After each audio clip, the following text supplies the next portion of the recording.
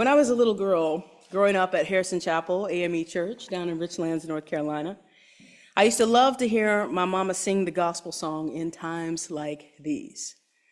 In times like these, you need a savior. In times like these, you need an anchor. In times like these, we do, in fact, need an anchor. Truth be told, most of us could use more than one, as once again, America finds itself in the midst of a storm and in desperate need of a course correction. Many years ago, I had the great pleasure of meeting Beth Wood at the 30A Songwriters Festival. At the beginning of her set, she sang her mission statement. Later, during that same festival, I met my friend and sister in song, Kashana, for the first time, and she also had a mission statement. Both of these powerful women, their missions were crystal clear, with every intention-filled, utterly profound word that they sang and spoke. But the laying out of exactly who they were and how they meant to walk through this world is something that has not left me in all the years since. It was like an ironclad accountability clause meant to hold them not to some subjective industry standard, but to a standard that was theirs and theirs alone. One thing that has anchored me in these perilous times is my mission statement: to amplify the voices of the unheard, to shed light on the unseen, and to be a steadfast reminder that hope and love are the truest pathways to equity and justice. Hope and love. Hope, because when we hope for better, we fight for better. No matter how tired we are, no matter how insurmountable the odds, hope is the unshakable belief that every setback is just a setup for a comeback. And love, because as Dr. King so famously said, power at its best is love implementing the demands of justice.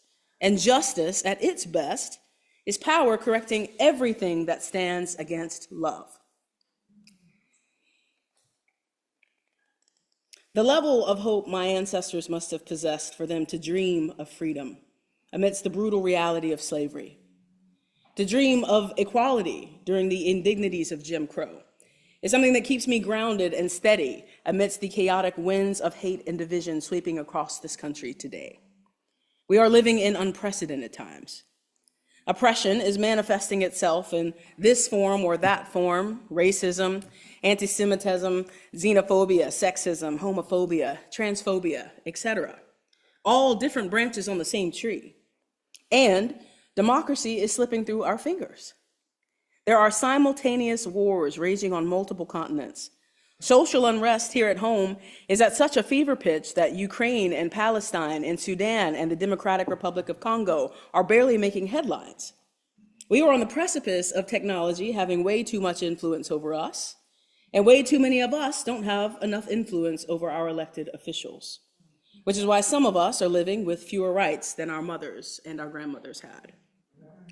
And on top of all that, due to a lack of any meaningful action to address climate change, once in a generation, natural disasters are happening so frequently that they barely meet the threshold of news anymore.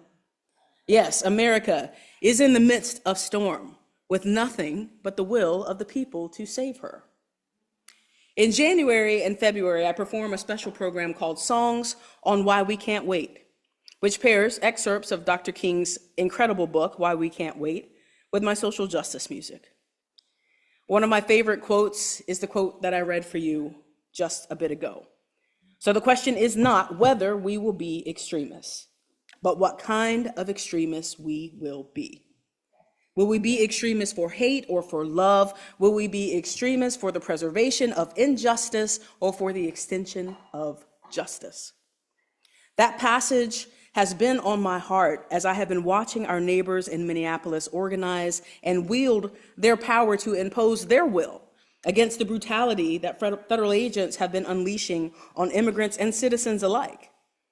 Their commitment to what is being referred to as neighborism is something that is already spreading to other cities and towns and will undoubtedly be studied decades from now by scholars working to understand the efficacy of nonviolent direct action. One small act after another is accumulating into a collective resistance powerful enough that it is on the verge of fully vanquishing ICE from that city. Person after person has found a way to get in the way, as the late great Congressman John Lewis would say. They are finding a way to answer Dr. King's question of what kind of extremist will you be, by refusing to let hate have the last word. History is full of example after example of hope, not hate, having the last word. I think that is why fascists and authoritarians work so very hard to ban books that teach history accurately. Imagine how unstoppable Black children in the year 2135 will be when they learn that even though our oppressors gave themselves a 400-year head start, we ended up in the same White House as them. But that's a sermon for another day. One of the things those closest to me know about me is that I love history and I love ancestry. Those two areas reinforce a core principle of mine, which is that we are all connected. That red thread of fate, that single garment of mutuality that Dr. King referenced so often. In the 1940s, during the Nazi occupation of their country, the people of Norway wore red hats called nisselue. Unlike the red hats that often come to mind these days, nisselue hats were not a symbol of aggression or power, but were instead a symbol of a relentless opposition to tyranny. After the murder of Renee Good, a group of fiber artists in Minneapolis, Minnesota, the state with the largest population of Norwegian immigrants in our country, started knitting and crocheting nisselue hats just as quickly as their hands could work.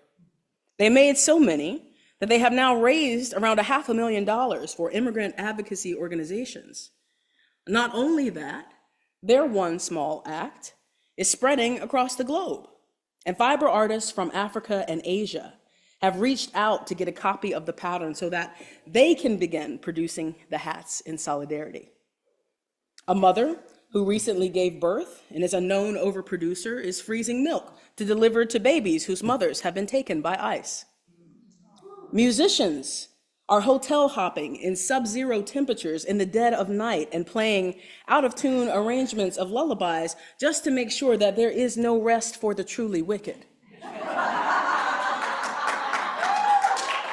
Neighbors are volunteering in church basements to fill bags with food and basic necessities because their immigrant neighbors are so terrified of being taken by ICE that they are refusing to leave their homes. In the midst of the storm with nothing but the will of the people to save her. There is power in the one, but there is revolution in the many, especially if we can hold tight to that red thread of fate connecting us all. One small act after another, an absolute whirlwind of love, care, solidarity, and neighborism. Minneapolis is showing the world what it means to be an extremist for love and for the extension of justice. In New York City, at the historic Stonewall Inn, officials re-raised the pride flag in defiance of this administration after they ordered it removed. In Kansas City, people who have never engaged their officials before picked up the phone and wrote letters and emails once they heard a warehouse had been sold to the United States government and was to be converted to an ICE detention center. Whoa. The plans for that building have now been scrapped, and the local government is taking steps to ensure that no similar buildings can be used for this nefarious purpose. What kind of extremists will we be? We are being reminded daily that freedom is, as the song goes, a constant struggle. And so if we are to do, as Dr. King said, drive out the darkness with the light, it seems that we, the people, must endeavor to do so with either the fervor of Frederick Douglass, who said, "It is not the light that is needed, but fire," or with the fervor of Octavia Butler, who writes in Parable of the Talents, "In order to rise from its own ashes, the phoenix must first burn." And of course, we are seeing the other side of this coin as well. Dr. King says in Why We Can't Wait, suddenly the truth was revealed that hate is a contagion, that it grows and spreads as a disease, that no society is so healthy that it can automatically maintain its immunity. Several years ago now, my fiance and I moved from DC to Nashville, Tennessee. There was a dedication ceremony held in front of the historic Metro Courthouse, which had recently been named for civil rights icon Diane Nash. When asked what she hoped the crowd would take away from the day, Ms. Nash said that she hoped the crowd took away two principles from her speech. One, that people are never your enemies, and that oppression always requires the cooperation and participation of the oppressed. That's part of what makes so much of what we're witnessing so very hard to watch. We find ourselves asking things like, how can you hate a group of people so much that you would vote against your own self-interest? It was at an interfaith pride service in Columbus, Ohio, where I heard a Buddhist say, hatred only obscures our ability to see reality. For example, a convicted felon tells your neighbor that everybody else is a crook and they believe him. A habitual liar tells your neighbor that his words are the only words they can trust and they believe him. A man accused of sexual assault tells your neighbor no one loves women more than him and they believe him. It's enough to make you want to stop trying or just throw up your hands and adopt that same us and them mentality that informs the folks wearing those other red hats. But we are not them. And if we are to truly be extremists for love, we must love and treasure our own humanity so much that we refuse to allow ourselves to dehumanize even the most hateful among them. We have to resist the inclination to drive out hate with hate, because getting our friends and our neighbors to a place where they can see their hate for the side effect of fear that it really is, so that they might then begin the process of unlearning and healing, requires almost as much of us as it does of them. In the words of Austin Channing, I cannot afford to live in a world of uninterrogated positivity. The work is going to require more than your vote. I think that for many of us, one of the unintended consequences of the pandemic was a newfound appreciation for the safety of solitude. For me, that means I drive a lot more often than I fly. One thing that has made all of that driving a little more tolerable is audiobooks. I was listening to Octavia Butler's Parable of the Sower, in which one of the characters says, persistence isn't always safe, but it's often necessary. The work, my friends, requires more than just our vote. It requires that we persist, the way Minneapolis has persisted through their occupation, that we continue marching forward with such persistence that we shake the ground. Forward, ever forward. Fast forward is good, sometimes. And in fact, many of us would love to find a fast forward button to get us out of this current chapter in America's history as quickly as possible. But in the end, what matters most is that we keep moving forward, that we keep orienting ourselves toward hope. My ancestors knew that, so I make it my business to never forget it. They also knew that we can't be so busy trying to get somewhere so fast that we forget to look back and let the past inform our steps, the same way those fiber artists in Minneapolis did. History doesn't always need to tell you something you don't already know. Sometimes it just needs to remind you of the truth you already carry.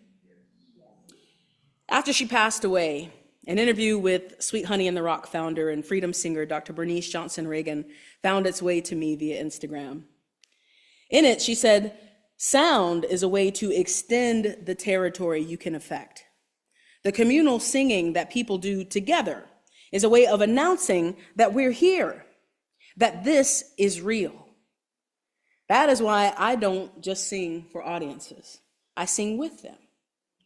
As the great Harry Belafonte said, when the movement is strong, the music is strong." And I hope that in these truly trying times, we will all endeavor to not just sing about the change we seek, but be about that change. But alas, I am a folk singer. So I also want to leave you with a song. I also come from a long line of preachers and teachers. So I'm going to do a little bit of that before I go too. Storytelling in folk music can trace its lineage all the way back to the African tradition of griots, West African historians who shared information via word of mouth. Before there was a written language, the only way to preserve history was through griots.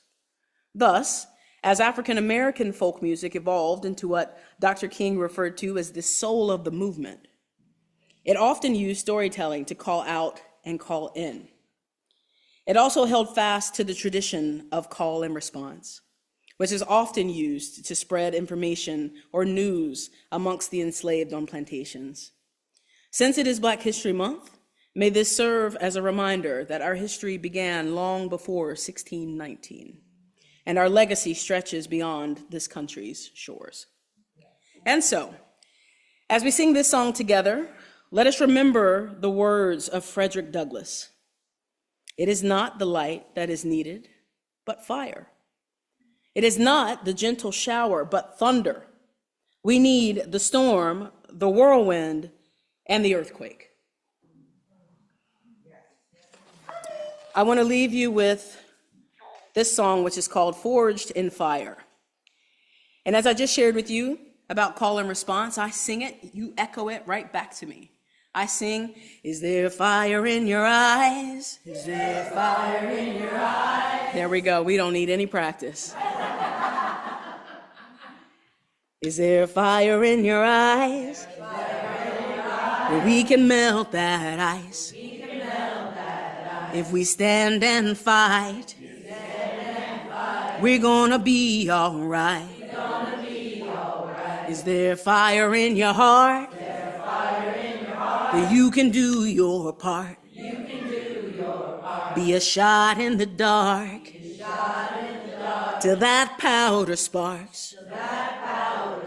When faith is hard to find, when hope is on the decline, remember hate gets tired. Keep that steel in your spine. When faith is hard to find, when hope is on the decline, remember hate gets tired. Keep that steel in your spine. Is there fire in your mind? Then get on the front line. 'Cause old thinking dies. It's just a matter of time. Is there fire in your feet? Then start marching to the beat. No backing down, no retreat. Till everybody gets free. When faith is hard to find, when hope is on the decline, remember hate gets tired. Keep that steel in your spine. When faith is hard to find, when hope is on the decline, remember hate gets tired. Keep that steel in your spine. Keep that steel in your spine. Keep that steel in your spine.